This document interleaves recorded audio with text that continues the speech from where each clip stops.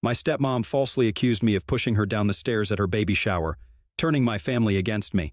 And now my dad wants my help for free. Hi, so I'm 24 years old, female, and I'm just starting out as a lawyer. My father recently asked me to help him out, but I had to decline, and now my family is hating me because of that. The context is that my father had cut ties with me a couple of months ago, after calling me, and I quote, mentally unstable and jealous for something that I didn't even do. My stepmother, who is the worst person on earth, accused me of pushing her down the stairs when she was pregnant at her baby shower. I don't know why she did that, probably just because she hates me and wants everyone to hate me along with her. Well, she succeeded in that plan and made my father hate me, although I can't exactly say that I hadn't already made it believable for him. My stepmom, Vicky, 40, female, and my dad, 48, male, got married 10 years ago, after dating for 2 years, so I have known Vicky for almost 12 years now. She has always tried her best to make my life as miserable as she possibly can. I honestly don't know why she hates me so much because, right from the first time that we met each other, she didn't like me. I hadn't even given her a reason to dislike me at that point. I was literally just 12 years old. But she always had a bit of an attitude problem and would be openly nasty to me when my dad was not around. So I learned to hate her as well. Because I was just 12, I did not see any reason why a full-grown adult was acting that way with me. I was used to being trusted by adults because I was actually a good kid. I had good grades and behaved nicely with everyone. Even with Vicky, I tried my best to be nice to her for as long as I could. However, after one point, I realized that no matter how nice I was to her, she was never going to extend the same courtesy to me. So I started to treat her the same way that she would treat me. If she spoke to me rudely, I would make sure to retort in a much worse tone. If she said something that I did not like about my appearance or anything else, I would make it a point to comment on her appearance, or personality as well. But whenever my father was around, he would only tell me to stop, and he would never say a word to Vicky. I was literally the only person who was reprimanded, and several times I had even been grounded because of what I had said to Vicky, only in response to what she had said to me. I never started the fights, but somehow it was always my fault. I found it very unfair, but I had to deal with it because I had nobody else to go to. My mother was never in the picture. She had signed away her rights when I was little, and my father had been my only parent all my life. Even before Vicky had come along, he had a couple of girlfriends before her, but they had all been nice to me. Unfortunately, he was not serious about any of them, so he did not end up with them. If I'm being honest, he was not serious about me either. I felt like a child was more like a side project for him because most of the time I would end up spending my time at home with babysitters or maybe my grandma. He was never around much as a child, and even as I grew older, I was unable to develop a connection with my dad because either he was absent from my life or just not interested. He never showed up to any of my events as a child, and it would leave me disappointed every single time. But thankfully, I did have my grandma, and she always tried to be there for me. I lost her a couple of years into high school, and I was very upset about it for a very long time. It felt like I had lost my only family because at the time I was living with my dad and Vicky, and it was a nightmare to be honest. She had grown even more vicious after she got married to my father, now that she knew that she was not going anywhere and my dad was always going to put her first. After she got married, she started coming after me even more. She would be rude to me, and she would make all sorts of unwelcome comments about me, and I was just expected to deal with her silently. Every time I would try to argue with her or tell her to shut up, my dad would scold me and tell me that I was not allowed to speak to her. After my grandmother passed away, Vicky started making even worse comments. She would taunt me and say that now that I did not have anybody sticking up for me, I was going to be screwed. It was true. That's why it hurt even more. She told me that she was going to make sure of the fact that my dad kicked me out of the house before I even had a chance to leech off of him and demand that he pay my college tuition. She was going to take all that money and buy herself something nice because that would be more useful than sending me to college because I was an idiot. That part was not even true because I was a straight-A student and I knew that she was just trying to get me riled up, but it would always get on my nerves. It was a horrible cycle, and she would say something really cruel to me. I would get all pissed off, then say something to try and get back at her, and then my dad would ground me. Even when I would try to warn him that she was a gold digger, he would not believe me and tell me that I was just being territorial about him, and he did not appreciate it. It was just so frustrating, and one time I just snapped. It had been about 1.5 years since my grandmother had passed, and Vicky had been making the worst comments. One day, I came back home from school, and I had already had a very bad day because somebody had spilled something on my clothes. It was not something that they had done on purpose, but it had ruined my outfit. I also had a splitting headache that day. I was just very pissed off already from how my day was turning out to be. When I got back home, instead of just leaving me alone, Vicky made some snarky comments. I don't remember exactly what it was, but the next thing I knew, I was on top of her and trying to punch her. The only advantage I had was that I had caught her off guard. She had been completely blindsided, so I had been able to pounce on her and pin her to the ground. But once she realized what was happening, she turned the tables, and we got into a really bad physical fight. I'll admit that it was really psycho and stupid of me to initiate that fight, knowing that she was much bigger than me. I was very skinny at that point, and there was no way that I would have been able to tackle it all on my own. She managed to get me off of her, but I was still screaming my head off, so she pushed me into the room and locked me in there for hours. I was only let out of that room after my dad came back home from work, and she had not even bothered to call my dad to alert him earlier. He came back around the evening at his usual time, so I think I must have spent around 4 or 5 hours inside of the storeroom. It had just one window, and it was a really tiny, cramped room because of everything that was in there. I remember banging on the door periodically, begging her to let me out and promising her that I would not attack her again, not now, and not ever. I'm pretty claustrophobic, so that was a total nightmare for me, but she just ignored me, and I stayed inside there, crying and begging her to let me out, but my pleas fell on deaf ears. After my dad came back home, they let me out, and both of them were pretty pissed. My dad even told me that he was going to have me sent away and threatened to report me to the authorities because of what I had done. I was miserable, and I had to beg them not to do anything of the sort and let me stay with them.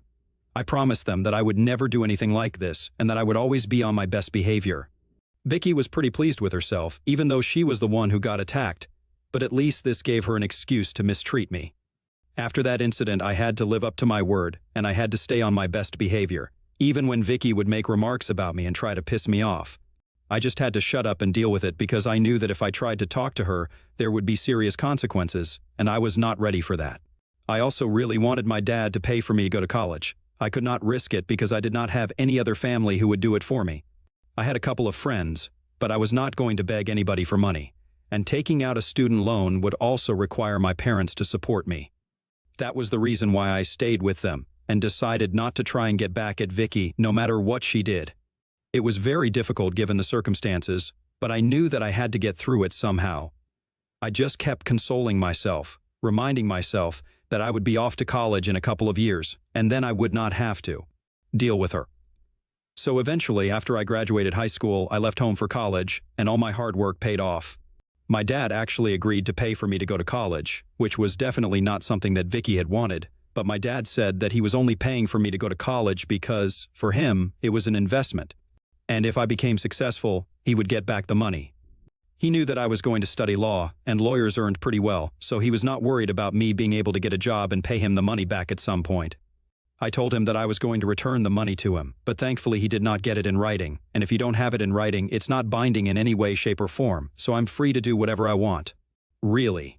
Anyway, after I left for college, my life was completely different, and I was finally my own person. I was not constantly living in fear of Vicky and my father, and I felt like I could breathe freely for the first time in my life. I made a lot of friends during my time in college, and it will always be memorable for me. I think they were the best years of my life.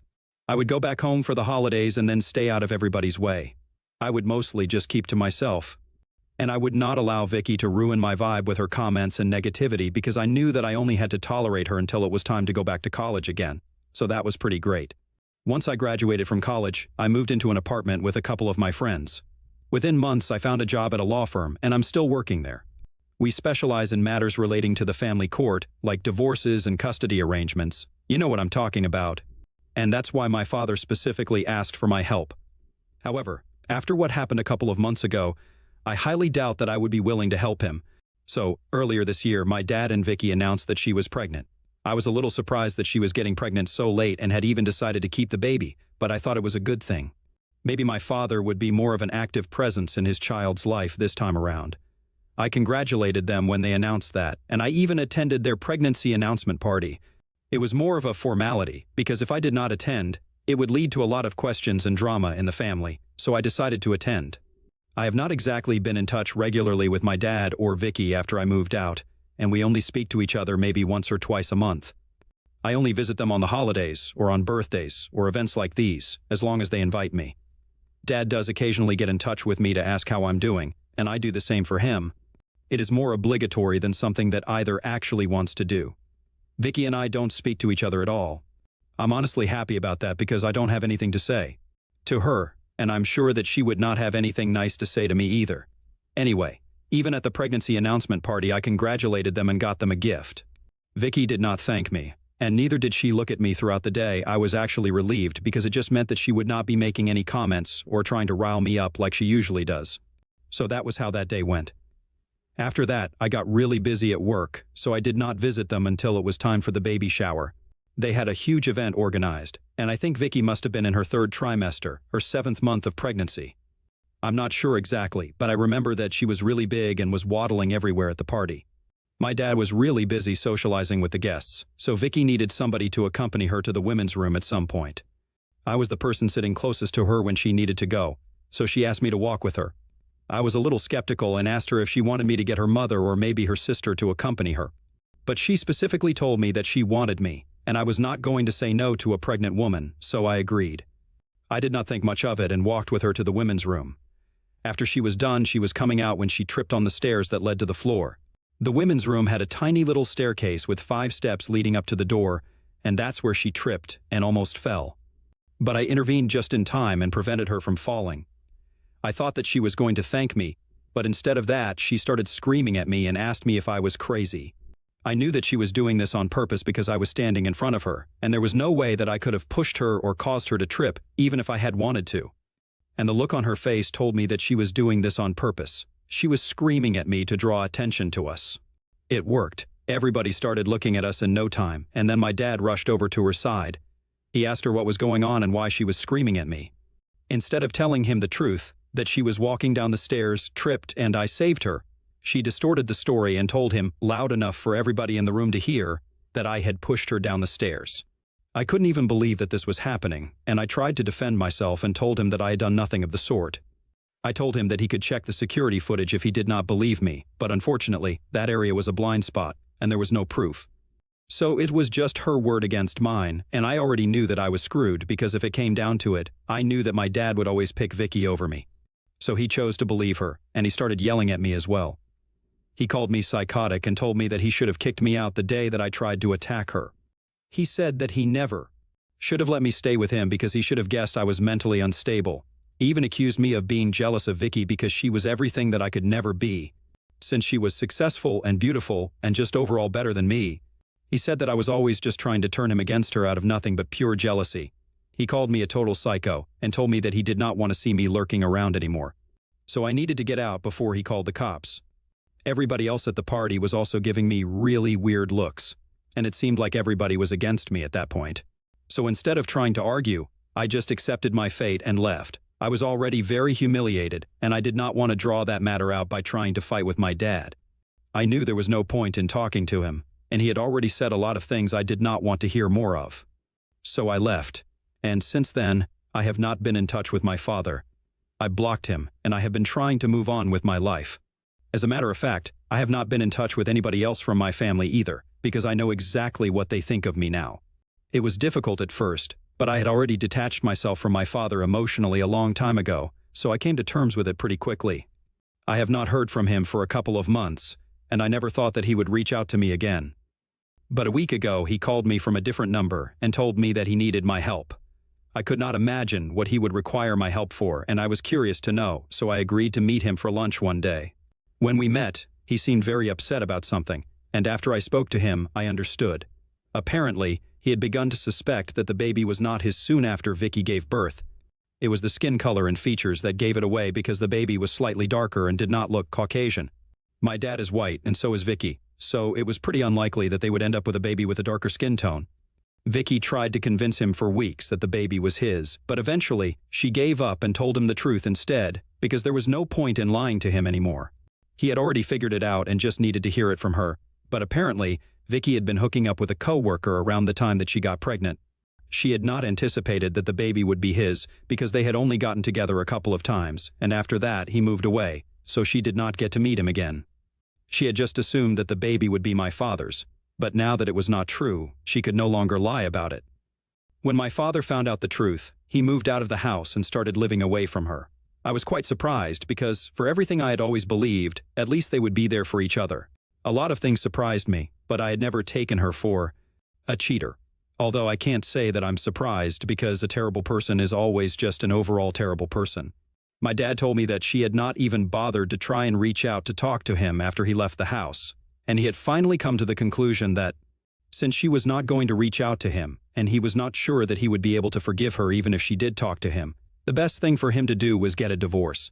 He said that he was not happy about it, but it was the only thing that he could do.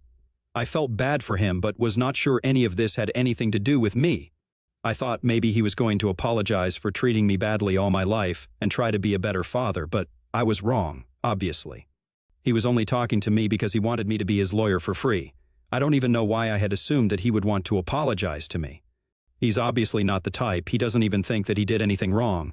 Anyway, I told him I would not do anything for him for free. And the best I could do for him was put him in touch with my coworkers and ask them to do this for him, but I was not going to do anything for him. I was not obligated to help him out, and I was even offering to put him in touch with my coworkers as a favor. I was not even obliged to do that. The only reason I said that was because I did not want to get involved in this case myself. I told him that I was not willing to get involved and wished him luck, but he actually got upset with me. He started fighting with me at the restaurant where we were having lunch that day and started accusing me of being ungrateful and told me that I was being a brat. I thought it was really unfair of him to accuse me of any of that because he had treated me really badly all my life and had never bothered to build a relationship with me. He had even gone to the extent of calling me mentally unstable and jealous of Vicky, so I had no reason to help him at this point. The only reason he approached me was because he thought I was going to do something for him for free. He then reminded me that he had been the one who had paid for me to get my degree, so I owed this to him. And then I decided to remind him that he had only agreed to do so because he thought that I was going to pay him back, so it was not as if he was doing me a favor. He literally demanded that I help him out, but I just laughed in his face and walked out of the restaurant. Since then, he and my family have been relentlessly trying to get me to talk to him and keep trying to guilt-trip me and manipulate me into helping him out. I don't even understand what to do right now. ITA for refusing to help my father for free after he cut me off and chose to believe my stepmom instead? Update 1. Hey, so I have decided to cut my father off and also block all my relatives. It was getting way too toxic for me, and they were constantly trying to pressure me into agreeing to help my father out. I just told them that if they really want to help him out, maybe they should find him a lawyer instead of trying to bother me, and then I blocked all of them. I had only let them have access to me so far because they hadn't exactly done anything wrong to me, or so I believed, but not standing up for me even when I was a child was wrong enough. Everybody let me get bullied and said nothing for ages, but now that my father is getting screwed over, everybody has something to say about it and they want to defend him. Double standards on another level altogether. But anyway, that's none of my business now, and I just don't care about any of this. I want to continue working peacefully, and I just hope that they stay out of my life now. Update 2. I heard from my cousin, who I'm still on good terms with, that my father has initiated a divorce, and he's going with one of the top divorce lawyers in the country. I know it's going to be expensive, so I can't even understand why he would want to get it done for free. He has the money, he was just not willing to spend it and thought that if he could get my services for free, there would be nothing better than that. He didn't even apologize for anything, and he thought I would just let him walk all over me. Well, I earn my own money now, and I don't depend on him for anything, so I am not going to be a doormat for him. Honestly, I'm kind of glad that this is happening to him and Vicky, because after the way that they have been treating me my entire life, they totally deserve it. In fact, I'm going to say it, they totally deserve each other as well. They're a match made in heaven. Update 3, well, from what I have just heard, apparently the divorce is not happening anymore. My dad initiated a divorce about 2 weeks ago. And suddenly my cousin just reached out to me to let me know that they have decided to work on their marriage and try to get through this. They have canceled the divorce proceedings and are looking for a marriage counselor. I couldn't even stop laughing when I heard that because, oh my God, that's so ridiculous. I can't imagine a self-respecting man who would stay with a woman like that, but I guess my dad doesn't really have any self-respect. I'm just really happy that my cousin is on my side because, otherwise, I would not be getting any of the tea from my family. Apparently, I am one of their favorite topics because they constantly keep talking about how ungrateful I am and how I did my father dirty. Nobody deserves a daughter like me, at least not somebody like my father. I agree with them, they certainly don't deserve somebody like me. Update 4, so it has been almost a year since I last spoke to my father, and I have not had any interaction with him since then. From what I know, They have moved away and are raising their son with the help of Vicky and her family. They have relocated to Missouri to have a fresh start, and I'm really happy. Because this just means that they are far away from me. I recently received my first promotion, and my life is going pretty well.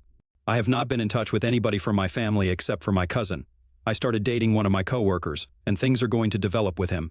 It has been 6 months, and I feel like we are meant to be already. We have had a discussion about this, and he also feels the same way towards me, so I know that this is not one-sided. This is the first time I actually felt loved by somebody, and I feel giddy even talking about this, but I'm just really happy. It honestly feels like as soon as my dad and Vicky left the state, things started getting better for me. My career is going great, I have a steady boyfriend, and I have friends who love me. Maybe I don't have a family, but my cousin is enough for me, honestly. I'm doing really well, and that's all I have to say. Thank you so much for showing so much concern about my situation and asking for updates even 1 year later. It just goes to show how sometimes people you don't even know care more about you than your own family. Thank you so much for all the support you guys have sent to me. I'll never forget about any of this.